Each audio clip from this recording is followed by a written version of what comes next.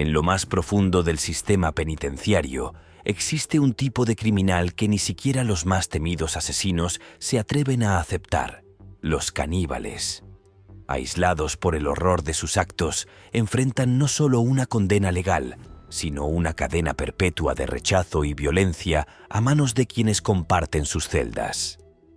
Desde la estigmatización extrema hasta el confinamiento solitario, la vida de estos prisioneros transcurre en una espiral de soledad y desesperación que se agrava con el paso del tiempo. En este recorrido sombrío, exploraremos desde su ingreso al sistema penitenciario hasta su posible traslado a centros psiquiátricos, donde sus mentes rotas se convierten en el último campo de batalla. Número 1. El desprecio y el miedo. La vida de un caníbal entre rejas. Imagina que eres un recluso común, condenado por un crimen cualquiera, y te encuentras en una prisión abarrotada de criminales violentos. Has convivido con ladrones, asesinos, pandilleros y todo tipo de delincuentes. Has visto cosas que harían que cualquiera en la calle sintiera un escalofrío. Pero un día aparece un nuevo prisionero, alguien que incluso a ti te hace sentir un miedo profundo, un caníbal. Sí, así es. No cualquier asesino, sino alguien que no solo mata, sino que además se come a sus víctimas. Y de inmediato, la atmósfera en la prisión cambia. Los caníbales no son cualquier tipo de criminal. En el inframundo carcelario, donde la violencia y el crimen son moneda corriente, los caníbales representan una perversión tan extrema que incluso los más duros y peligrosos delincuentes los ven como algo que no se puede tolerar. Para muchos presos, compartir espacio con un caníbal es cruzar una línea. No es solo la idea de que han quitado una vida, sino la repulsión visceral de que han devorado a otro ser humano. Este acto desafía todos los códigos no escritos de la prisión. Desde el momento en que un caníbal pone un pie en la cárcel, queda marcado, no por el sistema penitenciario, sino por sus propios compañeros de celda. Imagínate que cada mirada que recibe es una mezcla de asco, miedo y rabia. Nadie quiere ser asociado con alguien que ha cometido un crimen tan aberrante, y mucho menos compartir comida o espacio con él. Este desprecio no es superficial, es profundo y visceral. Los otros presos no lo toleran. Para ellos, el caníbal no es simplemente un criminal, sino una abominación. El desprecio y el miedo se extienden más allá de los prisioneros. Incluso los guardias sienten ese rechazo. Mientras que pueden ser más profesionales en su trato con otros tipos de criminales, cuando se trata de un caníbal, las cosas cambian. El ambiente de hostilidad hacia ellos es palpable en cada interacción. Las risas ahogadas, los murmullos entre los guardias, los comentarios maliciosos que se deslizan entre las barras de las celdas. El caníbal está solo en un ambiente hostil que no le ofrece ni un mínimo de compasión. Número 2. Los ataques brutales. Sobrevivir a la furia de los demás. El desprecio es solo el principio. Para un caníbal en prisión, la verdadera prueba de fuego llega cuando los otros prisioneros deciden que la simple repulsión no es suficiente. Ahora imagina esto. Estás en tu celda, aislado emocionalmente, pero rodeado físicamente. Cada día sientes las miradas clavándose en ti como cuchillos. Sabes que no eres bienvenido, pero aún no has enfrentado lo peor. Es solo cuestión de tiempo antes de que el desprecio se convierta en violencia pura y dura. Los ataques brutales hacia los caníbales no son simples peleas de patio, son mucho más que eso. En las prisiones, donde las jerarquías y los códigos no escritos dominan cada interacción, el caníbal se convierte rápidamente en el enemigo público número 1. La ira acumulada, el asco visceral que sienten los demás prisioneros, se transforma en una violencia incontrolable. No es solo el hecho de que el caníbal haya matado, sino que ha hecho algo que para muchos desafía toda comprensión. Se ha comido a otro ser humano. El primer golpe suele ser el más inesperado. Puede suceder en cualquier momento, en el comedor, en el patio, mientras el caníbal está caminando hacia su celda. Un grupo de prisioneros lo rodea y sin previo aviso estalla la violencia. El caníbal apenas tiene tiempo para reaccionar antes de que los golpes caigan sobre él como una lluvia furiosa. Cada golpe que recibe no es solo físico, sino una manifestación del odio y el asco que los otros presos sienten por él. Es personal, visceral y brutal. Pero estos ataques no se limitan a puñetazos y patadas. En una prisión, cualquier cosa puede convertirse en un arma. Una bandeja de metal del comedor, un trozo de madera roto, incluso los objetos más cotidianos pueden infligir un daño tremendo cuando son usados con suficiente odio. Los prisioneros atacan al caníbal con todo lo que tienen a mano. No es solo una cuestión de infligir dolor físico, es una forma de demostrar su rechazo más profundo hacia alguien que ha roto todas las reglas morales, incluso dentro de un entorno tan hostil como la prisión. A medida que el ataque avanza, el caníbal puede intentar defenderse, pero la realidad es que está solo contra muchos. No hay nadie que venga a salvarlo. Los guardias, si es que están observando, tardan en intervenir. Puede que incluso miren hacia otro lado durante los primeros momentos, permitiendo que la paliza continúe como una forma de castigo no oficial. Después de todo, los caníbales no solo son despreciados por los prisioneros, los guardias también sienten repulsión hacia ellos. Cada ataque es un recordatorio para el caníbal de que no pertenece a ese lugar, ni siquiera entre criminales. Es un paria entre parias, y la única forma en que los otros reclusos sienten que pueden restablecer el equilibrio moral en la prisión es eliminándolo o castigándolo brutalmente. Estos ataques pueden terminar de dos maneras. O el caníbal es salvajemente golpeado hasta que los guardias finalmente intervienen, o en casos más extremos, el ataque no se detiene hasta que el caníbal está inconsciente o peor. Pero incluso después de un ataque brutal, la historia no termina ahí. El caníbal sabe que la violencia no fue un incidente aislado, sino solo el primero de muchos. Sabe que cada día que pase en esa prisión estará caminando sobre una cuerda floja, esperando el próximo ataque, la próxima oportunidad en la que sus compañeros de celda intenten acabar con él. Número 3. Aislamiento total. Un paria entre parias. Después de los ataques brutales, el destino de un caníbal en prisión toma un giro sombrío. Si antes la violencia física era lo peor que podía suceder, ahora la soledad absoluta se convierte en su única compañera. Y no hablamos de una soledad común, sino del aislamiento más extremo. En este punto, el caníbal ha sido marginado no solo por los prisioneros, sino por el propio sistema penitenciario, que decide apartarlo para proteger su vida, o quizás simplemente para apartarlo de la vista. Porque, para todos, el caníbal no es más que un problema que no encaja en ninguna parte. El aislamiento es la solución que las autoridades eligen cuando no saben qué más hacer. El caníbal es llevado a una celda en solitario, lejos del contacto humano. En ese espacio reducido solo existen él y sus pensamientos. Y aunque para cualquier prisionero el aislamiento ya es una tortura en sí misma, para un caníbal la experiencia es aún más extrema. Es un castigo silencioso en el que ni siquiera las palabras de desprecio de otros prisioneros llegan a sus oídos. Nadie quiere estar cerca de él, ni siquiera los guardias, que ahora solo lo observan desde cámaras o a través de pequeñas ventanillas en la puerta. Imagina estar confinado en una celda de 4 paredes frías, donde las horas se confunden y el silencio es ensordecedor. No hay relojes, no hay señales del paso del tiempo más allá de las luces que se encienden y apagan, marcando la diferencia entre el día y la noche.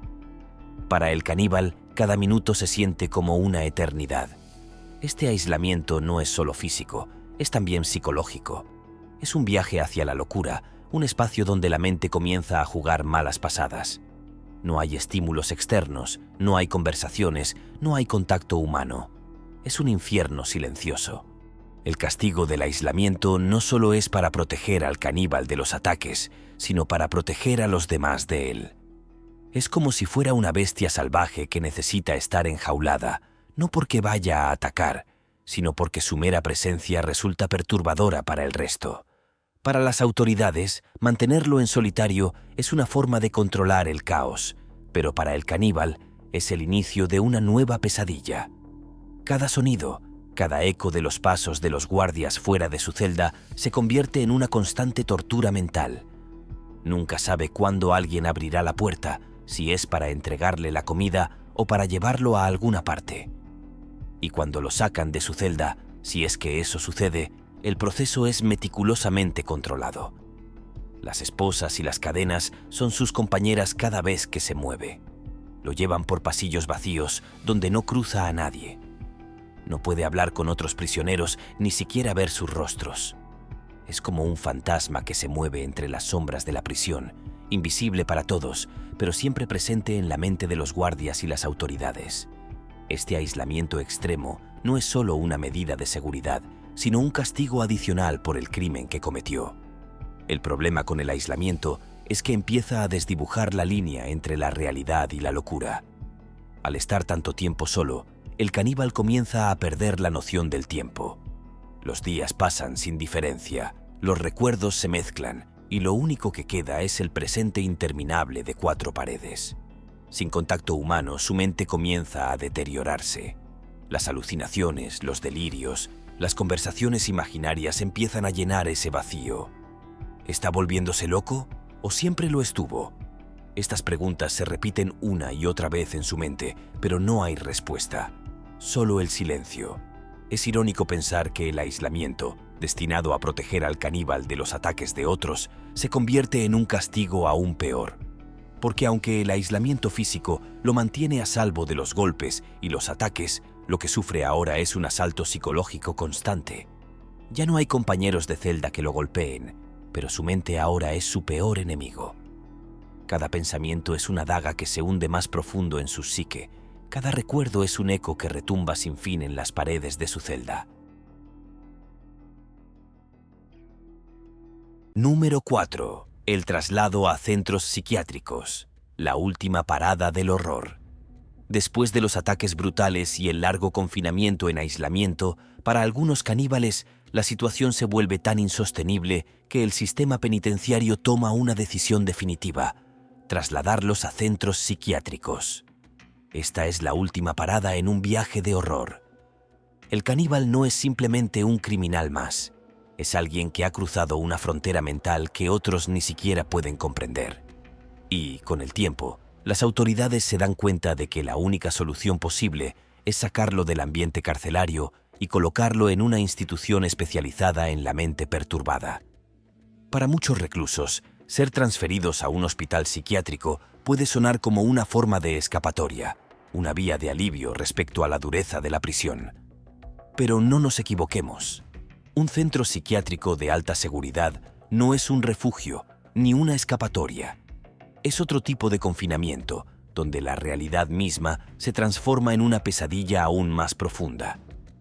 Las paredes no solo están construidas de cemento y hierro, sino que ahora también están llenas de la locura de otros pacientes, del eco de gritos que nunca terminan, del incesante zumbido de mentes que ya no pueden distinguir entre lo real y lo imaginario. El caso más notorio de este tipo de traslado es el de Nicolas Cocaine, apodado el Aníbal de Rouen, cuyo nombre ya evoca una imagen aterradora. Cocaine fue llevado a un centro psiquiátrico luego de asesinar a su compañero de celda y devorar partes de su cuerpo. El horror que sus acciones desataron fue tal que incluso las autoridades carcelarias, acostumbradas a lidiar con asesinos y delincuentes peligrosos, se vieron obligadas a reconocer que Cocaine no era alguien que pudieran gestionar dentro de los muros convencionales de una prisión. El traslado de Cocaine y otros caníbales a un hospital psiquiátrico no es solo una medida de seguridad, es un reconocimiento tácito de que lo que sucede en la mente de estos prisioneros está más allá del control de la ley y el orden. Las cárceles, por duras y violentas que sean, están diseñadas para castigar, para contener la delincuencia.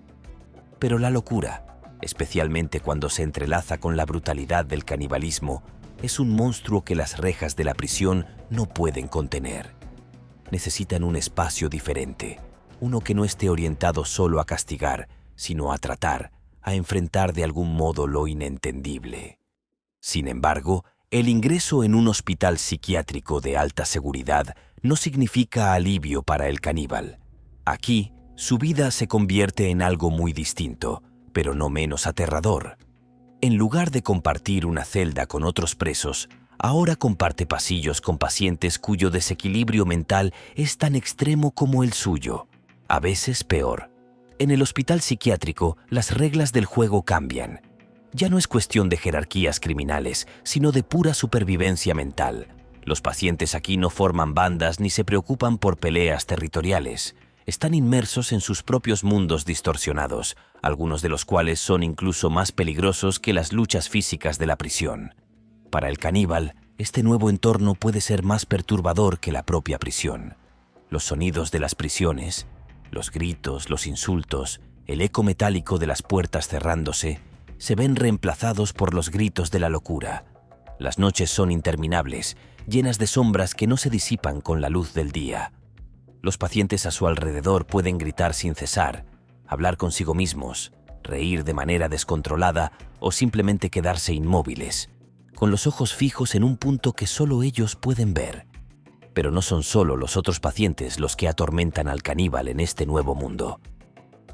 El tratamiento psiquiátrico también trae su propia clase de horrores. Medicación constante, sesiones interminables con psiquiatras que intentan desentrañar los hilos enredados de una mente que ha cometido lo impensable. El caníbal es examinado, analizado, sometido a pruebas psicológicas que buscan entender qué lo llevó a cruzar esa línea que muy pocos cruzan. ¿Fue la locura lo que lo impulsó al canibalismo? ¿O fue el canibalismo lo que desató su locura? Estas preguntas se convierten en el eje central de su existencia dentro del hospital psiquiátrico. Número 5. El confinamiento solitario prolongado. Una prisión dentro de la prisión. Si algo define la experiencia de un caníbal en prisión, es el confinamiento solitario prolongado. Después de sobrevivir al desprecio de los demás reclusos, los ataques brutales y, en algunos casos, el traslado a centros psiquiátricos, lo que le espera a un caníbal es una suerte de castigo infinito, encerrado en una celda donde el tiempo se desvanece, pero la locura comienza a florecer. Este confinamiento solitario es una especie de prisión dentro de la prisión, un mundo donde no existe más que el eco de los pensamientos que rebotan en las paredes. Imagina esto. Cada día se siente igual que el anterior. No hay conversaciones, no hay contacto visual con otros prisioneros. No hay gritos ni peleas como en el resto de la prisión. Solo estás tú, encerrado, con un régimen monótono que se repite una y otra vez. Te despiertas, comes, te sientas en el borde de tu litera, miras el techo durante horas y luego vuelves a dormir. Este ciclo interminable es lo que experimenta el caníbal cada día de su confinamiento. La celda es su único mundo. 4 paredes blancas, lisas, que no ofrecen ningún consuelo. No hay ventanas, no hay acceso a la luz natural más allá de la escasa iluminación artificial que lo baña todo en una luz pálida y opresiva. La temperatura en la celda es controlada, siempre a un nivel incómodo. Un pequeño respiradero es su único contacto con el aire exterior. A veces escucha el eco de pasos en los pasillos lejanos, pero es un sonido vacío que no le aporta consuelo alguno. El confinamiento es total y devastador. Durante las primeras semanas, el caníbal podría mantener algo de cordura. Puede contar las grietas en las paredes, intentar hacer flexiones o abdominales para matar el tiempo. Pero con el paso de los días, ese pequeño sentido de control se desvanece.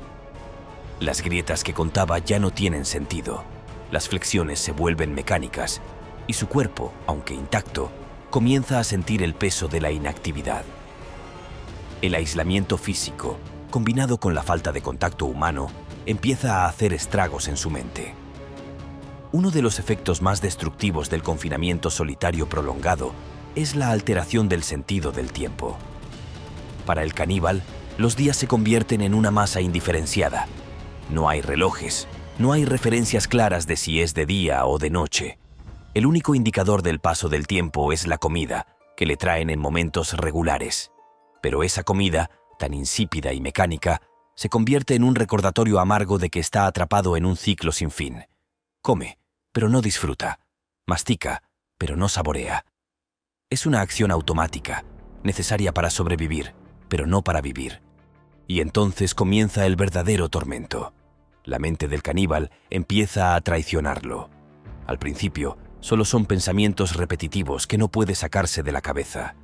Pensamientos sobre su crimen, sobre sus víctimas, sobre lo que llevó a cometer actos tan atroces. Pero con el tiempo, esos pensamientos se vuelven más oscuros y distorsionados. Empieza a escuchar voces murmullos que parecen salir de las paredes. ¿Son reales? ¿O su mente está jugando con él? No lo sabe. Todo empieza a volverse confuso. En el confinamiento solitario prolongado, la percepción de la realidad se distorsiona. El caníbal ya no está seguro de lo que es real y lo que es producto de su imaginación. Comienza a tener alucinaciones. A veces, ve sombras que se mueven por su celda. En otras ocasiones, cree escuchar a alguien llamándolo, solo para darse cuenta de que está completamente solo. Estos episodios se vuelven cada vez más frecuentes y aterradores, haciéndolo cuestionarse si ha perdido por completo la cordura.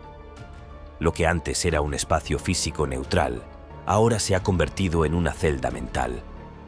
La prisión no solo encierra su cuerpo, sino que su propia mente se ha transformado en una trampa de la que no puede escapar. No hay conversaciones, no hay distracciones, y su propia psique se convierte en su peor enemigo. Este aislamiento, en teoría, debería ser una medida para protegerlo de los otros prisioneros, pero en realidad es una forma de castigo brutal, donde el enemigo es invisible, intangible y siempre presente. El caníbal comienza a obsesionarse con pequeños detalles. Puede pasar horas mirando una grieta en la pared o contando las baldosas en el suelo. Estos pequeños gestos son su forma desesperada de mantener algún tipo de control sobre su entorno, pero incluso eso se desmorona con el tiempo. Lo que antes parecía una forma de pasar las horas, ahora solo es una muestra más de lo inútil que se ha vuelto su existencia.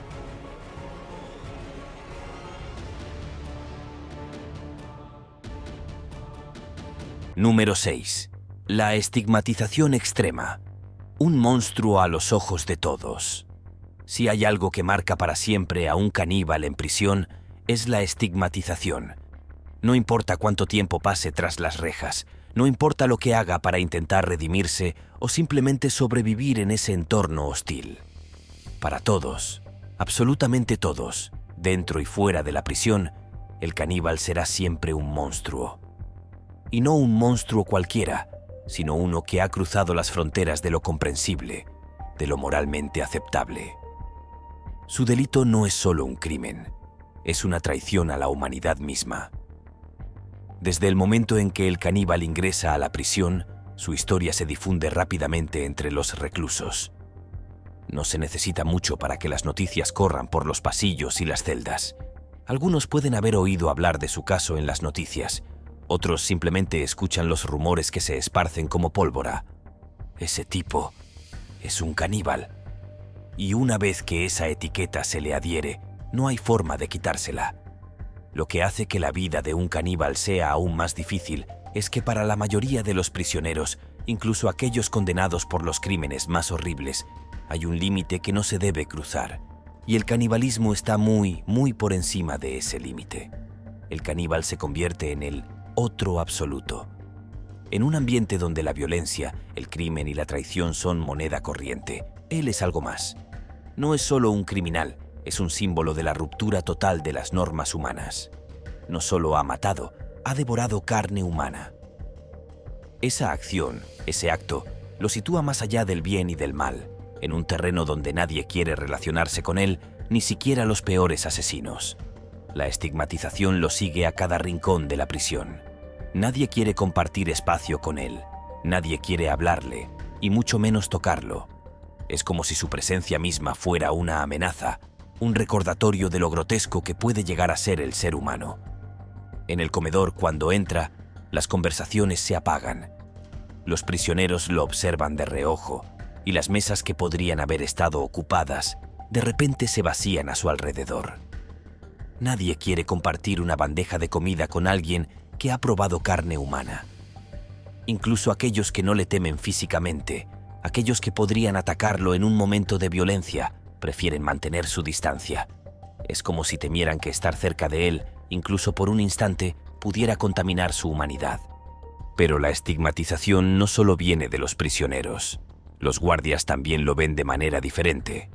Aunque deberían mantener un nivel de profesionalismo, es difícil para ellos no dejar que sus propios prejuicios y miedos se cuelen en sus interacciones con el caníbal. Para muchos de ellos, proteger a un prisionero que ha cometido un acto tan horrendo no es una tarea que les entusiasme.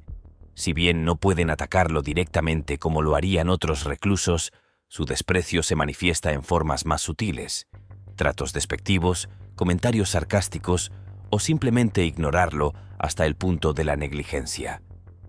El caníbal, consciente de esta realidad, camina por los pasillos de la prisión como si fuera un fantasma. Sabe que no pertenece a ningún lugar, que no tiene aliados, que nadie lo ve como un ser humano más. Incluso los otros prisioneros que han sido marginados, aquellos que por alguna razón no encajan del todo en los grupos de poder de la prisión, lo evitan. Es el paria definitivo, un símbolo viviente de todo lo que está mal, incluso en un lugar lleno de criminales. La estigmatización también afecta profundamente su propia percepción de sí mismo. Aunque al principio puede intentar resistirla, con el tiempo, el caníbal comienza a internalizar la imagen que los demás tienen de él. Se mira al espejo y ya no ve a un ser humano, ve al monstruo que todos los demás ven. Ese monstruo que, en algún momento de su vida, decidió cruzar la línea más extrema de todas.